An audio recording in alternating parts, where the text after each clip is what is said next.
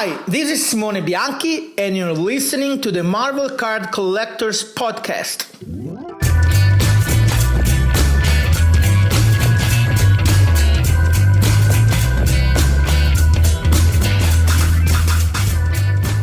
Hello, everybody. My name is Ian Taylor, and you are listening to the Marvel Card Collectors Podcast.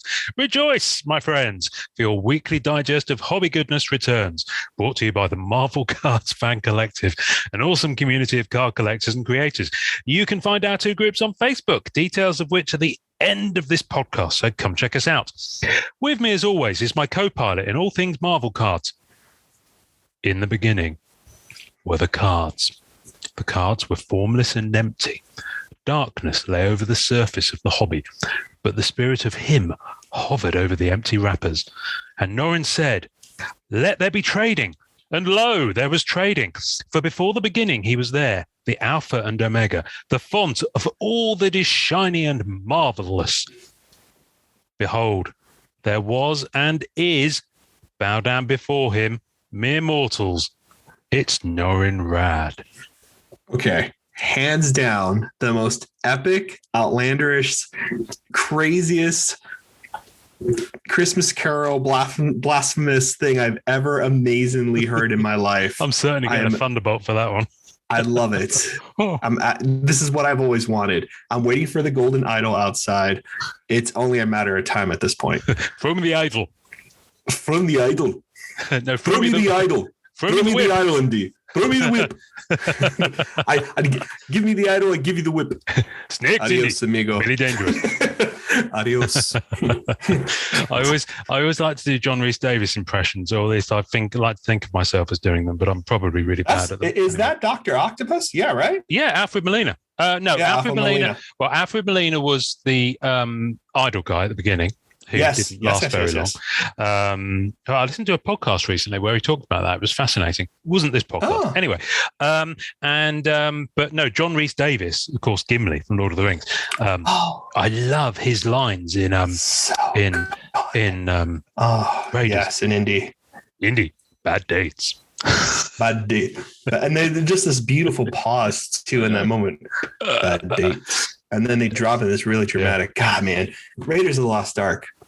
Raiders of the Lost Ark. It is so good. I love it. It's been weeks since we've recorded, which we'll get into. I am going to be insufferable. I warned you this was going to happen. I've got loads of stuff ending on eBay in the next hour, so you folks are going to hear about it. I'm selling some Blu-ray steelbooks just to raise some coins so that I can, buy cards. I saw a wonderful meme on Facebook earlier on, actually, which I shared. Oh, really? Yeah, it was. It's a guy holding a sign. You see that? Can you read that from where you are? There's a guy holding a sign. He's going, "Please help me." Yes, I just saw that too. Please help. Not homeless. That? Just need money for comic expenses. Just need money for comics and cards. Brilliant. I love it. We'll put that on the tasting notes. That could be quite a good. Good giggle for people. We need giggles for people. So my first item was just sold at £27, which is probably about $35, which was a Grindhouse steelbook, Tarantino. And oh yeah, Planet Terror and Death Proof. I liked it. So which one was your favorite, Planet Terror or Death Proof? I'll be honest with you, I don't think I've seen both of them. I think at the time they came out, I might have been just getting together with the current Mrs. Taylor. And so I was probably doing other things other than watching films. Living life. I was living La Vida Loca. Anyway, have you been? We haven't spoken in ages. We have not spoken in ages. I want to get into it. We got an episode coming up where we are going to talk about it. But yes, very much. In short, needed a break. Had the break. Felt much better. Love cards again. Even though there was a small moment there where I was very much starting to have a little bit of a burnout, as they call it, and took very much needed a break. And my friends, all of you, were so kind, hit me up, checked in. Everybody was just absolutely lovely, and that was a big part of me not totally bouncing. And you were great and everybody else was great. And I don't know. It was really nice, So anyway, feels good to be back. I'm so excited to talk about cards. I've been missing this quite a bit. Welcome home. Yeah. So I'm really excited. Good. Now, how was because we're recording on Sunday afterwards. How was your Thanksgiving? Oh, my Thanksgiving was great. So I'm very fortunate. I married up, and my wife happens to be an amazing cook. I'm very lucky, very, very lucky that she's just an amazing cook. And I reap all the benefits. And she made 2 pies, a turkey. I mean, she went all out as she usually does. And wonderful. Just great. Been living off turkey sandwiches and love and bliss. It's been very nice. But it was nice. It was cozy. We just hung out here. We didn't do anything crazy. Did you guys do anything? Well, it was Thursday. So no. Oh, that's right. You guys wouldn't have done anything. Yeah, I'm never sure if there's anything going on near that time period. Retailers would and have been trying for the last almost 10 years to get Black Friday to be a thing here. So we get loads of Black Friday emails, and then tomorrow it will be, as we record, it will be Cyber Monday, which is the latest thing to try and get people to spend money. But having been part of agencies that advise brands on this, there's loads of studies out there that in the UK, at least, it shows that Black Friday doesn't actually mean an increase in spend. It just brings Christmas spend earlier, because Christmas is the big spend thing in the UK. Interesting. So all it does, and it actually devalues brands. It leads to brand erosion. Which is, I didn't know that. Well, yeah, you think once you So here's a thing, and this is interesting actually, because it is relevant to cards. I'll come on to the connection in a moment. If you, I'm just trying to think of an example that would be relevant for the US. If you've got a restaurant, for example, that's always doing meal deals, send you emails and things like that. I don't know if you have chain over here. We have Pizza Express and things like that. Yeah, they do. Yeah, they do things here. And before pre-pandemic, you would never eat at Pizza Express without a voucher. It got to that point where it was. You see what I mean? You would never pay full price for the product. So if you think about that, in terms of almost anything that you buy, any brand, once that brand discounts, there's immediately a massive section of the audience for that brand, depending on there's an expectation. Of that. We'll wait for the discount. Another example is when you're going for a checkout and you see a box that says enter promotional code. What do? You go and Google and see if you can find a promotional code, don't you? No, not at all. But lots of people do. That's the thing. No. I'm just kidding. Yes, no, absolutely. Yeah, of lots course. Of people do. If you can get the deal, you get the deal. So that's the thing. So with Black Friday, it's actually there is a wonderful phrase, and I can't remember it off the top of my head. That's brand erosion or something like that, and it's a known thing. People have done studies where they've spoken to people. Anyway, the reason I mention it is because I noticed a while back, actually, and a few other people have noticed on group, which is why it came up, that EPAC haven't done any bog off or deals for quite a while on Marvel products. I know, isn't that weird? Deadpool back in the spring. So we're talking 6-8 months. And I looked back because someone was asking if there'd be a Black Friday one. And last year they did do a Black Friday one. It was I can't see what products it was because they just send you an email saying buy one, get one free on certain products. You go onto the site and you see what it is. So, and usually it's, a hockey item and maybe something in the entertainment space and maybe a Marvel product or two. Usually Annual or Daredevil or something like that, one of those long stays. But fast forward a year, they're selling everything at full price. They don't need to discount. Marvel Annual 2018-19 just sold out. Marvel Annual 16 is less than 80 cases.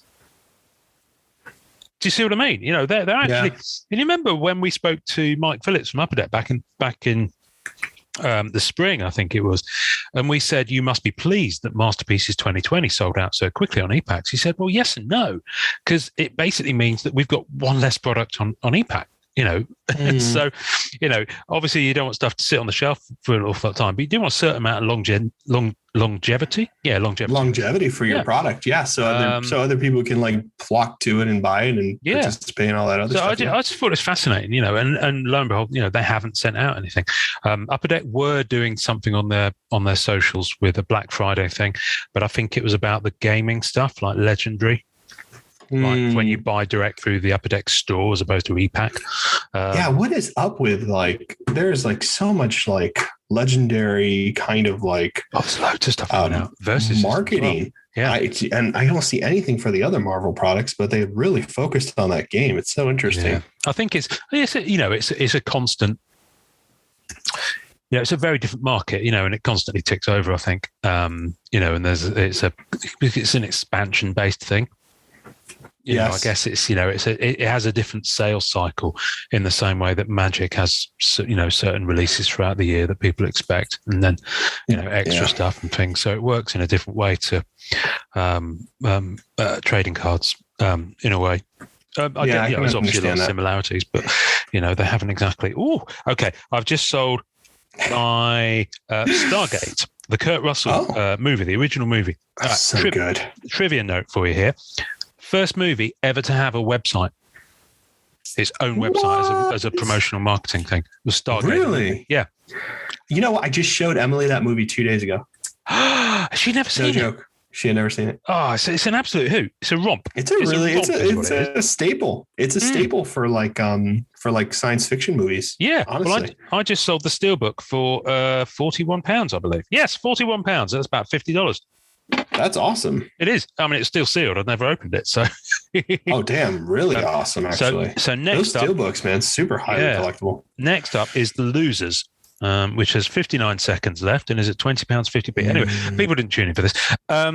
Now, before someone who will never, ever be low value and will always be a high quality product. Simone Bianchi. Simone, ciao, Simone. Simone. I was going to say "come stai." Is that how are you in Italian? I don't know. I'm terrible.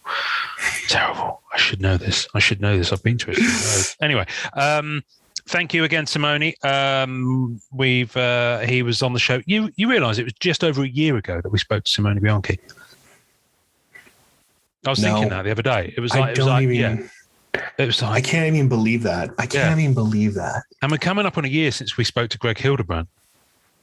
That's insane. Which was, weirdly, we recorded those quite close together. I think it was like 2 weeks apart or something like that. And I just remember, as soon as we finished the Greg Hildebrand one, stumbling around like a drunken boxer, just giddy with the fact that we just spent 2 hours talking to Greg Hildebrand. And he was lovely. And he was bonkers. And so was Simone in that kind of crazy, mad scientist genius way. I love it. Such energy, such passion. So, it's just the best. Yeah. And we wanted Simone up front to just say, we're back, baby. And baby. Simone came and joined us, and you can too. So if you're an artist, you can submit us an intro, and we will have a chat about your work, and we will pimp you, and maybe even you will be able to come on the show. Who knows? That's right. Who knows? And if you're a collector, we'd love to have you come on the show. There's a couple of cats I'm talking to at the moment. One of which, actually, the guy that we were talking about just before we started recording.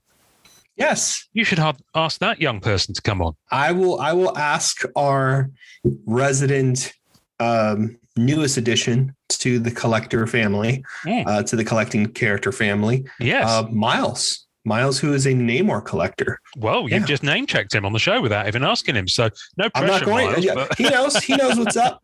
He knows what's up. He has his identity out there. Get him on. He's not a Batman type. He's more of a that's good. Iron Man type. Oh, okay, good. Right, I see where you were going then. Right, okay. So Simone was at the secret top. Identities. So my intro, I started with "in the beginning," which was a deliberate play on words, because there's been a bit of a, and for me, it's a mic drop. It's major like it's from Upper Deck throwing down like the gauntlet for 2022 and saying, Sup, motherfuckers? Come and get me. Because, 22, I think, is going to be a bonkers year. I mean, we don't know for sure because Travis hasn't yet come to talk to us about the 2022 preview, but we know there's some products being pushed into next year. And then they go and announce. Of course, we've got Masterpieces.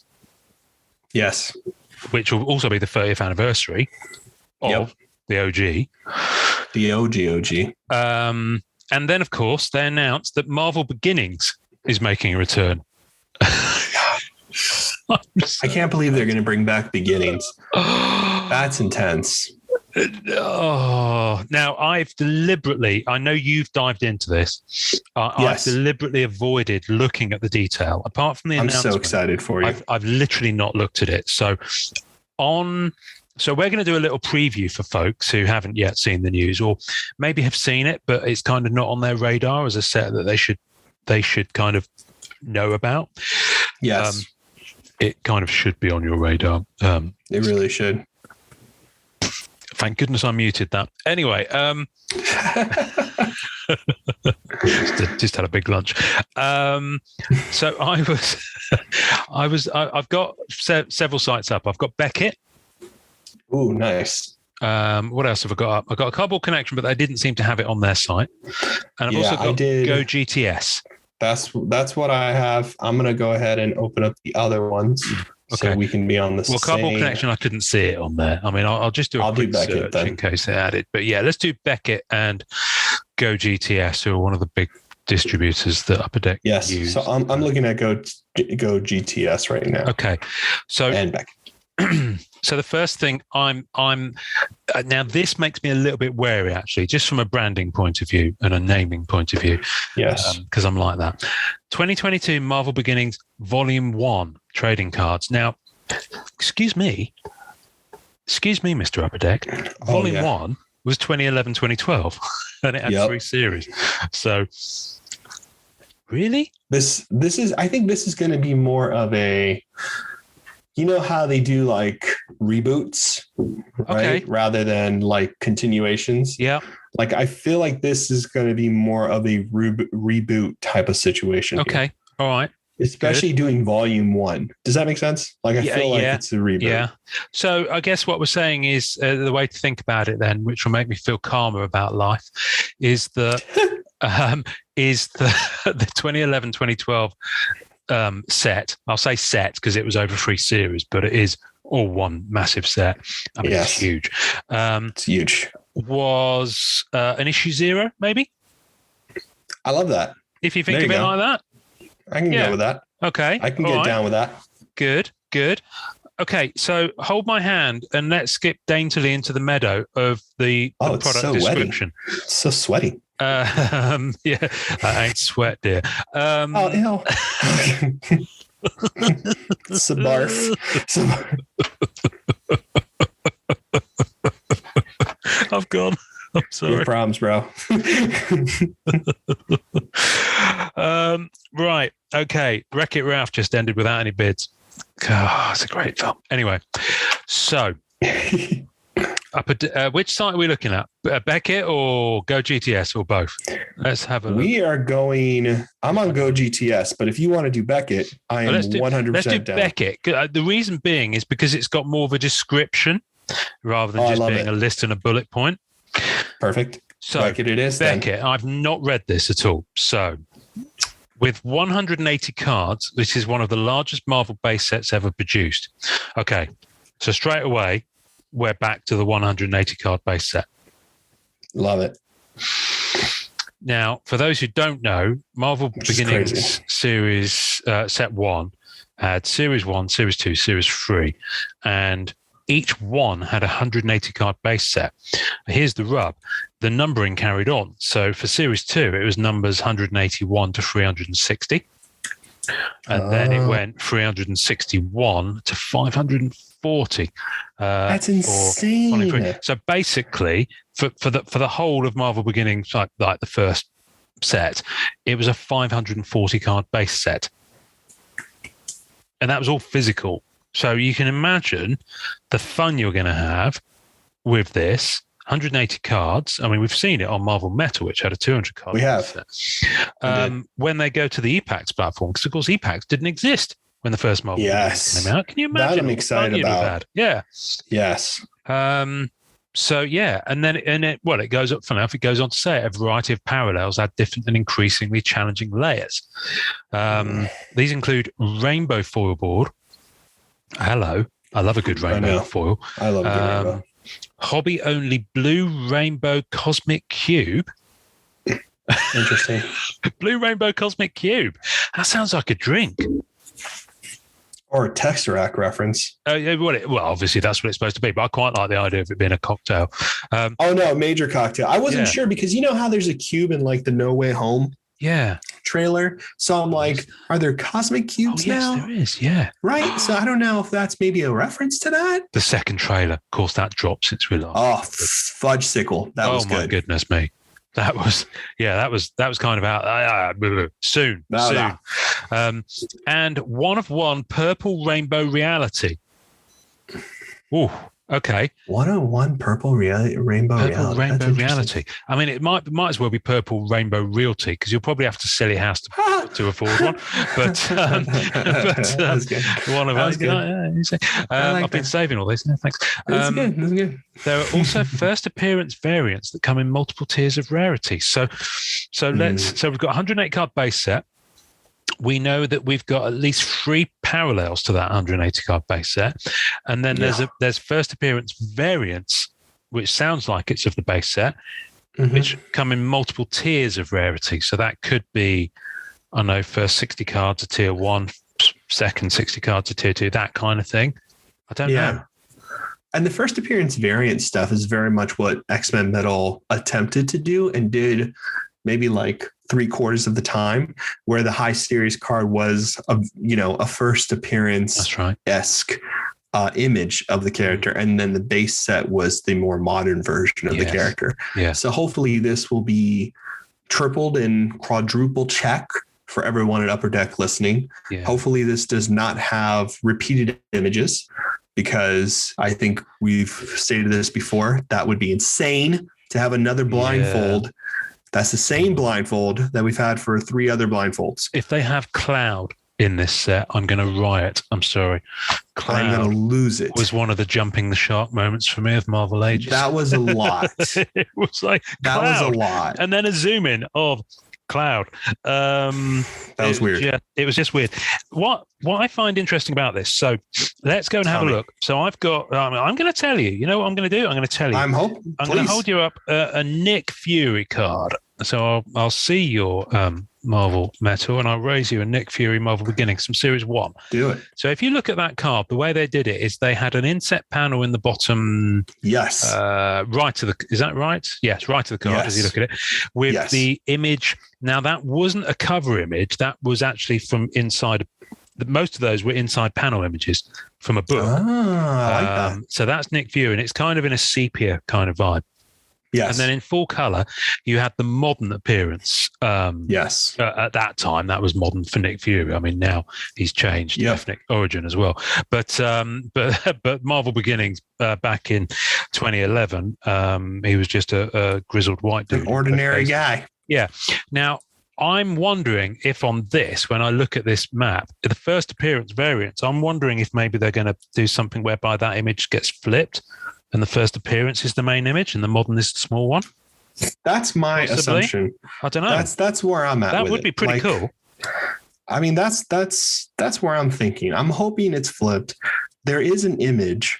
I don't know if you've seen it yet. I haven't seen it. At the very bottom of the page. Oh, okay. Let's go and have a look at some imagery. Oh, there's pictures. pictures. So it's one picture. Oh, hang on. You're on the go. I'm looking at Beckett. There's no pictures. It might not be on Beckett. It might just be on the go. Oh, hello. Right? Yes. Oh, those base cards are very similar. So are those the same? Those are not the same as the ones we currently have. Those are actually different mock-ups, correct? Yeah. Because they don't have the little, which I love, the dot panel. Yes, the they don't. They have a full background. So what they've done is quite often on the older cards, no, not all the time, but the image would be designed in such a way that it would work for the fact that the space was on the left-hand side of the card. So if you can see that. Agreed. Whereas this, they're making much more use of the full space, but they've got a background behind it, which almost looks like it's come from the panel. So rather than take the character as a cutout, they've taken the background of that character as well. See, that's where I'm at with it. That's interesting. It is very interesting. So I don't know how the cards would look. I hope they keep that signature dot design and the gold beginnings logo, which I'd be pretty surprised if they changed that. Well, the text on the front and it does look originals, like. Yes, I like the text on the front of the originals. I like how Marvel sits on there. I like the gold beginnings logo. Yeah, it was gold in both cases. It's gold. It's a beautiful gold foil. See, this is the interesting thing. You can just about see that if you look at that picture, you can see there's a name on Phoenix on the right-hand side. But because of the way that the image is, possibly this could be a resolution thing. You can't see the name of Storm. You can't really see the text of Wolverine. But let's hope it's in that same gold foil, because the character name and the word beginnings was gold foil on the front of the card. And what was good about the front of the card, and I hope remains the same. It looks like it here. What I hope remains the same is that there is no foiling on that. Yeah, there is no Upper Deck logo on the front of the card. Which I don't get me wrong, Upper Deck. I love your logo. Was there on the original? No, it wasn't. And if it remains off the new set, like it appears to be in this mock-up that we've got here, it's a good thing, because it's on the back, and we know you made it. You know, we know your brand. You don't need to slam it on the front and the back of the card, which is one of the issues I have with Unbound. I do not like that on Unbound at all. Yes, I mean, stick it on the back, that's fine, but it doesn't. And I'd argue that you don't really need Skybox on the front of the Marvel X-Men Metal. But anyway, there is like a lineage thing, which I get, but like here's the thing, right? Marvel card collectors, Marvel card collectors are more like art collectors, right? We like our real estate, we like our composition and stuff. You know what I mean? Less is more. Yeah, so I'm very encouraged by the mock-up of those 4 cards that you're seeing on Go GTS. We'll be putting links to all these on the tasting notes, folks, and we'll use whatever we can get for some of the imagery as well, because there's not an awful lot out there so far in terms of the images. Not at all. In fact, I can click on that logo. Let me see what happens. I'm going to share my screen actually. Hang on a sec, because it makes sense. It makes sense. Multiple participants can share simultaneously, Norrin. Oh, don't you know? Which I find quite a suggestive. Right, so you can see it on my screen. Yeah, I'm going to click on this logo because it says I can. Oh, all it does is open the image in its own window. I thought it was going to take me somewhere else where I could find secret images. I do like the image of the Venom there. I forget that artist, but I know the Phoenix is Gabriel Dell'Otto. Yeah, what I love about all 4 of these images is I don't recall having seen any of these images on recent sets. Me neither. Those all look brand new to me. Encouraging. So yeah, even the small squares look very new. Well, that's what I like about the original beginning series. The small squares were actually lesser. They weren't staple images, the go-tos. They were inside the book, deep in the deep stuff. There were panel images. Now this says there's an attachment here. Put additional product. Maybe it's the image. The attachments. I don't know. I can't see the attachment as I was hoping. Anyway, let's scroll back up. So where were we? Yeah. Where were we? So back it. Inserts. Wow. Insert sets include Cosmic Alpha, Deep Lore, spelled Lore, A Point in Time, and Team Formations. So it doesn't really tell me anything about those on Beckett. Let me see if it tells me anything about those on. No, it doesn't. Deep Lore. It's calling it Deep Lore Weapons Plus on Go GTS. Team Formations, Cosmic Alpha, A Point in Time. So Team Formations, I think that's fairly self-explanatory. It'll either be most of the team on one thing, or it'll be several different elements to that chase set. So it could be, say for example, it could be a 9-page of X-Men, a 9-page of Avengers, a 9-page of something else.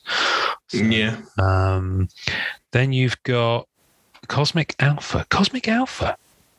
Maybe that's like the Eternals, like the Living Tribunal, things like that. Yes. Yeah. That whole like the first cosmic beings. I'm with you. Okay. Maybe. A point in time has to be like Civil War, Secret War, all the big moments. Key moments. Yeah. Key moments. Good. Deep Lore, and then Weapons Plus. I don't know. That one's lost me. So in my video, and I think someone called me out about it because I think I don't remember this exact name, but there's a moment where in Fantastic Four 48, 49, 50, where they basically have to, 48 and 49, they have to go find a device that's going to stop Galactus from eating Earth. And it's the nullified something, I forget what it's called now. Jordan called me out on it. My other Silver Surfer collector was like, well, you kind of messed this up. And I was like, you bastard. So now I'm not remembering either. So I didn't even learn my lesson. But, so I'm imagining it's like weapons and like things that are like really off the beaten path. You know what I mean? Like the origin of Stormbreaker. You know what I mean? Things like that. Oh, cool. That would be good. So like maybe like a focus on those moments. Yeah. I don't know. Cool. Wow. Weapons Plus. I don't know. I don't know. It's going to be interesting. It is going to be interesting. And then you've got, let's go back to Beckett here. There's also Flipped FX, which have serial numbered Light FX parallel. So is Flipped FX the variant? I don't know. It's got it as a box hit. It says there's 3 Flipped FX cards in a box. So flipped. So who knows? The only thing I would imagine flip is just the small image becomes the bigger image or something of that nature. But who knows? Who knows? Now there's something else here that's listed as a box hit. It's called an illustration board, but it's not mentioned in the breakdown. What's an illustration board? So what I had mentioned before, and what I took it as was similar to like the sketch card logo, like the blue line in comic books. Oh, okay. So like it's like that 11 by 17, depending on the era, size illustration board that comic book artists use. Gotcha. And it's going to have that board with an image in the middle, I'm assuming. Oh, nice. Okay. Oh, that sounds cool. Yeah. Yeah. Good. And then creator autographs. Oh yes. 2 per case. So that's a lot rarer than beginnings, because if I remember correctly, I opened 3 boxes of each series of the first beginning set, and I was getting at least, I think I got a creator auto in almost every box. I certainly got at least 2 or 3. That. Isn't it like it was pretty, one every box or something. I think it might have been. Yeah, it was decent. The ones that were really rare were the holograms that were in the original beginning set. Yes, and the comic panels, which was super. It was the first time Upper Deck had done those. First time, and they're really pretty. You rarely see them, to be honest. They are. I've just sold most of mine. I've got that's right, one left in hand. Yeah. So if anyone, are they hard numbered? They are. Yeah. And they were super limited. I think some of them were like only out of like 30 or 40. Oh no, it's dumb. They're like hella. Yeah, they're really. And we saw Bubby making them on a video. That's right. God, that made me so happy. That made me so happy. He did such a good job. And the comic cuts that they did for X-Men, I want to say this, they killed it.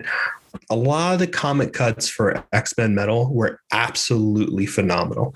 A lot of them were really clean. The ones I've seen were really clever. They did a nice job. They really took their time on that, I feel like. Yeah. If I'd still been having the passion for comic cuts coursing through my vein, I might have dived in, but I've lost it's too much of a rabbit hole. Yeah, I've lost that loving feeling with them, I'm afraid. Creator autographs, which are 2 per case. So that's a lot scarcer. Other premium inserts include comic clippings and case hit sketch cards. So the It's happening. The case hits, yeah. I mean, we knew sketch cards were going to become a scarcer hit, and lo and behold, there it is. Just for anyone wondering, because we haven't got to it yet, there's 16 boxes in a case. So that's 1 per 16 boxes for a sketch card in beginnings. To be fair, I think the first beginning set, they were pretty scarce at that point as well. It was certainly the thinnest sketch insert ratio I think I'd ever seen at that point, because don't forget, we've been spoiled by Rittenhouse having one per box. And at that point, the only Upper Deck products they'd done before that, aside from the movie stuff, Masterpieces in 07 and 08, of course, that was a sketch per box. So I remember when the first beginning set came around. I remember when I was a young lad. When the first beginning, I remember being surprised at how thinner the sketch odds were. Well, fast forward to 10 years to this, 1 per case. Yeah. I'm very lucky to even have the surfer that I do have. Because I don't see him very often. I've maybe ever seen 10, 15 Marvel Beginning Series 1 Silver Surfers. Wow. Maybe. Yeah. I've got maybe 3 or 4 Black Cat from Marvel Beginnings, including an AP I got from Series 2 from an artist. They're nice. I like them a lot. They're really, and there was a good range of artists on Beginnings. I felt like at least the Series 1 was really good. Definitely. Good creator autographs are going to be interesting. What they did last time, of course, is that they had the creator autographs as a kind of a parallel of the Breakthrough Issues chase set. So it was the front cover of the issue, but they then got that card and they had the creators sign it, and it was massive hit still. It was Joe Sinnott, it was Stan Lee, was Len Wein, it was all those top creators. You had Gabriel Delodo was in there too. All the guys from the 90s books, Roger Stern. Fabian Nitch, I can't pronounce his name now. Loads of them, and I've got them all. I've got a lot of them here. I didn't get any of the Larry Lieber. Joe Rubenstein. Yeah, I've got. I mean, hang on. Let me just pull out because I've got some. They're lovely sets when they're binded. They really are. They're really nice. Who've I got here? They're really, really nice. So, for example, I've got Avengers. What issue is this? It's Avengers. It's Heroes Return. So when they did that reboot. So I've got 3 autograph cards. 1 signed by Kurt Busiek, 1 signed by Tom Smith, and 1 signed by George Perez. Wow, George Perez. That's cool. Okay, let's take a moment on that. And I've also got A Journey into Mystery. Al Milgrom was on there too, right? Yeah. Larry, So look at that middle row.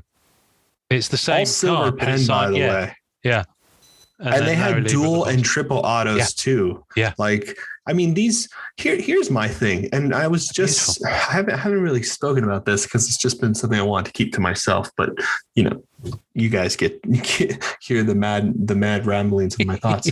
In all seriousness, and this is a true fact, I would trade a PMG for these autos with the right creator. I mean, for me, these beginning cover auto things are so vital to a character collection, so vital to a collection period, because it's the first appearance issue or the first issue, and it's signed by the creator, Pack Pool. How do you get better than that? It's amazing. I've got on-card autos here, and the other interesting thing about them is because they were literally exactly the same card, what that was signed, so it wasn't a separate print with a different back.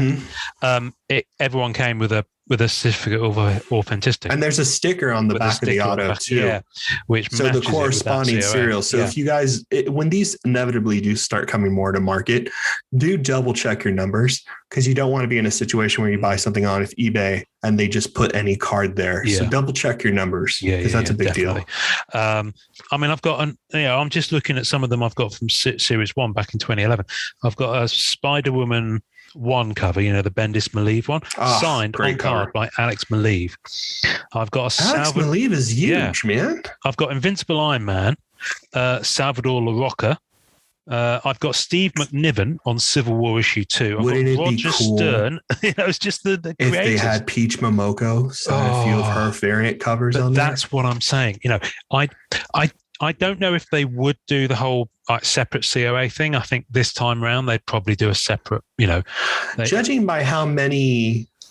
They're treating them like case hits, hits and like 2 per case creator autographs. I'm pretty sure they're printing. You're right, like a variant, and the back has a number or whatever the case may be. It's going to look different for sure. Congratulations, you've just put exactly.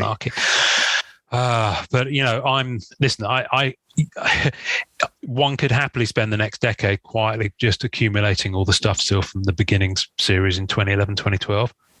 So that's a crazy set. About this. It's just that's a crazy set. It's the set that keeps on giving. It's got such.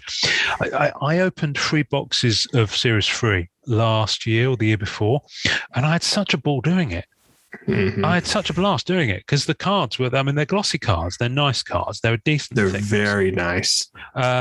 They've actually got quite a lot of text on the back, so you can take your time. You can have a properly good read.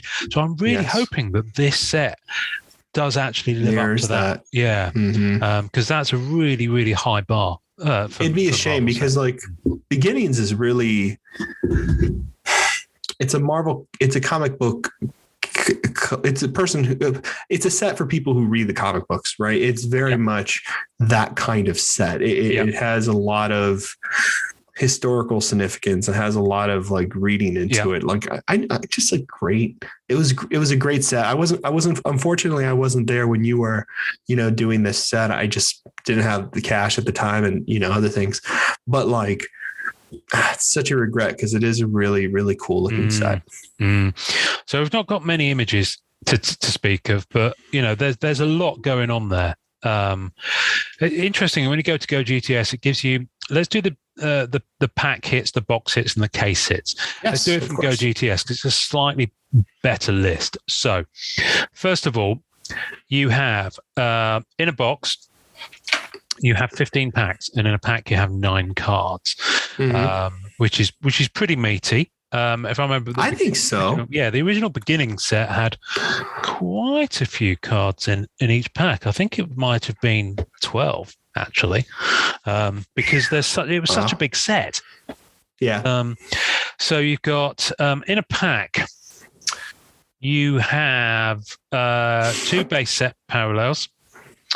1 themed insert card from the following. So Deep Lore, Weapons Plus, Team Formations, Cosmic Alpha, or Point in Time. In a box, 2 first appearance rare variants, 2 Rainbow 4 parallels, 3 illustration board cards, and 3 flipped FX cards. Interesting. In a box. Case hits, 1 original sketch card, 2 comic clippings, so they're pretty rare. 2, and they've actually made a point of saying rare creator autographs. So in the description above, it actually says that they're from Marvel Legends, and that makes me really excited. Did you see that? Oh, I didn't see that. Creator autographs, Marvel Legends. Okay, yes. All right. Yeah. That's interesting. I wonder if they'll do any clipped autos from people who've sadly left. Oh, cut autos. That would be quite tasty. Silence of the Lamb Steelbook has just sold for 24 English pounds. Lovely stuff. It's about $30 to you. Silence of the Lamb is such a good movie. Yeah. It is. Case hits continue 2 to 3 first appearance variant cards and 4 to 5 flipped FX numbered light FX cards. So interesting. It's going to be big. The blue rainbow. Something is wrong with this list because it says 3 flipped FX cards and then 4 to 5 flipped FX light FX cards. Strange. So the light FX cards, I don't know. So something strange there. Yeah, that's in a box. I don't. Yeah, it must be right. Okay, so flipped FX, it says 3 in a box. When it says 4 to 5 on the case, that must be light FX cards, which is the parallel. They've just included that text there. What are you going to do? They didn't get it right. Hobby exclusive. So the blue rainbow Cosmic Cube parallel, a hobby exclusive, which I guess will mean not e-packed. Yep. That's interesting. The other thing to watch out for with this, folks, is don't just wait for repacks. I almost guarantee you that the base set, if you want the base set, you're going to have to go physical. Yeah, I think that's going to be the pattern, which, in some way I really like, because it kind of guarantees that the people who are buying the physical boxes are getting something more than what the e-pack can just offer, which I think makes a lot of sense. Yeah. Search for first appearance variant cards, rare, super rare, and hyper rare. Ooh. That's interesting. That's kind of crazy. That's crazy. I'm pumped. I mean, it's 16 boxes in a case, and it's penciled in for April 22. I saw on Beckett. It's not got the date on. Interesting. It's got April 22. Unfortunately, as is the way with things, that may slip, given the challenges that Upper Deck have faced with card stuff. But yeah, I'm there. I'm pretty excited about this. I am. I don't think I'll be able to go. I might not be able to go as much as I want to with it, simply because I've got a big vacation that we're planning next summer. So I kind of need to save. Nice. That's smart. So but Black Cat will be in. Whether she'll be in Volume 1, I don't know, because not all the characters will be in this. That's the other thing to be aware of. What they did with beginnings with Series 1, Series 2, and Series 3, 2011, 2012, is you would get Series 1 and you wouldn't see quite a lot of key characters because they were in Series 2 or Series 3. They even held back quite a few good ones for Series 3. Did they really? Wow. Yeah, Series 3, so if you're a character collector, you might be sitting there thinking, well, my character's not in that set. And that you might also be thinking, well, there's an awful lot of characters that weren't in that set. But in Series 3, Hawkeye didn't appear till Series 3. I mean, I know wasn't top of the tree at that point, but he's much more prevalent now. I'm just looking through to see what other. There were some pretty big characters. Jean Grey didn't appear till Series 3. For example. That's a big character. Yeah, that is a big character. Later. Yeah, they had there were quite a few. Human Torch, because that's still quite a big character at that time.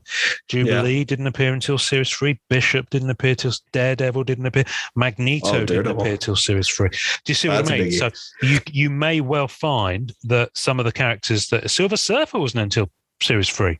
Lauren. Yeah, that's right. That's right. So yeah, Dr. Octopus. Yeah, they held back some good ones. Ultimate Spidey, which of course is actually no. Ultimate Spidey became Miles Morales became the second Ultimate Spidey, didn't he? And then he moved over to how that works. Because there was an Ultimate Spider-Man. It was Peter Parker, but I think he died in the Ultimate Universe. Yeah, and then Miles Morales became the new Spider-Man in the alternate universe. Anyway, Captain America wasn't until set 3 last time, Series 3. That's crazy. So do you see what I mean? So I think when we get closer to this, if it follows that form, you could end up with people tweaking because their character's not listed. Well, it probably because they'll be in Volume 2 if they do this whole connectivity thing. So yeah, those boxes of Series 3 that I mentioned, I pulled a copy of New Mutants signed Breakthrough Issues card, New Mutants 87, which is signed by Louise Simonson. And then I also got a Secret Wars signed by John Beatty, which was the first appearance of the that's cool costume. And I got a Jim Salicrup signed Fantastic 4232. And there's a comic panel in here that I didn't know I had. Oh my goodness me, there's one I forgot to put up for sale. That's hilarious. Okay, I've just suddenly realised I've got an extra comic panel that I didn't realise I pulled any from Series 3. That's hilarious. That's brilliant. Right, okay. Well, coming to an eBay store near you. No, it'll probably go on group. Anyway, so there we go. Marvel Beginnings. I can't wait. And there was something to be said about the inserts. So like Surfer insert wise was in Volume 1, 2011. Yes. And then, so there might be a case where your character is in a later volume in the base variants, but in terms of like an insert, your character might show up there, which is how they'll balance it out. So I think that's pretty smart. That's right. Yes, that's a very good point, because Black Cat was in series 1. And this was the first set. They don't mention printing plates there, but Marvel Beginnings 2011-2012 was the first Upper Deck set, I think, that had printing plates. I think. That's where I'm at too, because 2012 Premiere had plates. Yeah, I'm just trying to remember when Kree Scroll War was, because that had printing plates. Oh, God, maybe that was 11 too. Let me Answers on a postcard, folks. Answers on a postcard, please. Make sure, because I actually don't remember. Because I haven't got a Scooby. I've got an item ending in 5 minutes that's £62. 62. That's nice. Yes, thank you. I'll have that. Yeah. So Black Cat was in series 1, and I was lucky enough to get all 4 plates of that, because it wasn't on people's radar. So mad at you. And then she was her breakthrough issue. So breakthrough issues, that chase set, which was literally as it sounds, which was cover art reproduced on card. The numbering of that carried on as well. So I think the first 40 were series 1, and then it carried on with series 2, and then carried on with series 3. I think there were 45 of them actually in each one. So that numbering carried on. And so Black Cat was in series 2 on a breakthrough issue, which was also had a signed variant by Marv Wolfman. And then she was in series 3 as a die-cut villains insert. Interesting. So lots to chase. Yeah, so that makes a lot of sense to me. So, yeah, well, that makes a lot of sense then. So we'll see characters, inserts, and stuff. So what is it called? Kree? How do you spell that? Kree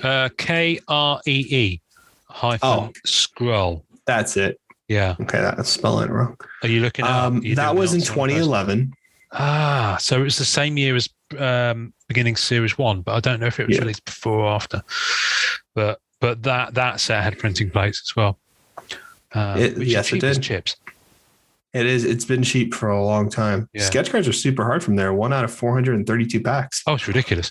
I think the set combination is. I mean, you can get the boxes really cheap still, or at least you certainly could do. I haven't looked at it recently, but the printing plates are still really cheap. A weird set. Yeah, it is. It is an odd set. It's something. I mean, maybe we'll get into it on an episode at some point, but probably have to get a guest on who's actually gone into it, because it's not something I'm familiar. Maybe with. Letty might have gone into it. Yeah, Kevin number 2. Kevin number 2. So there we go, baby. Marvel Beginnings. If you're excited about it, tell us. If you're not excited about it, tell us if you want. I don't really mind. So yeah, I'm gonna circle us into land. And it's nice to be back. That's what I've got to say. Yes. Very much so. So I'm going to wrap up. Listen, I hate doing business, but it is part of doing business. So I'm duty bound to say there is a lot going on in the hobby right now, and we thank you for making our show a part of your hobby experience. As ever, let us know if you're enjoying our podcasts. Rate, review, subscribe to the Marvel Card Collectors Podcast wherever you get your podcasts, and on our social media channels on Facebook, Instagram, and the Twitter. Find us at the MCC Pod. And as ever, remember, folks, enjoy collecting. Thanks for listening to the Marvel Card Collectors Podcast. Visuals and tasting notes for each episode can be found on our Facebook page. You can subscribe and leave us a voicemail via our home on anchor.fm/MCCP. We're also on iTunes, Spotify, and all major podcast platforms.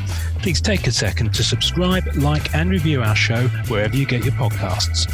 Our podcast can be found by Googling at the MCC Pod, which will also find us on Facebook, Twitter, YouTube, and Instagram. Our Facebook community is at MCCW, Marvel Card Collectors Worldwide, and MMC, Marvel Masterpieces Collectors. The great music we use is called Rocket Power by Kevin MacLeod. Thanks to the collectors, artists, and creators who support the Marvel Cards Fan Collective. We'll see you next time, and remember, it's a small hobby but a fun one. Make mine Marvel and enjoy collecting.